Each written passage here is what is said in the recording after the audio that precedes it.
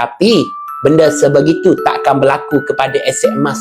Sebab tu ramai bawah bimbingan saya kan sebelum ini bagi tahu mereka semua tak boleh menyimpan dalam bentuk duit.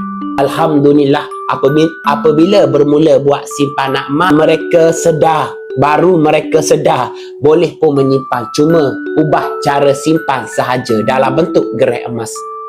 Jadi kita hijrah kepada tabungan emas tak salah tuan-puan. Sebab apa?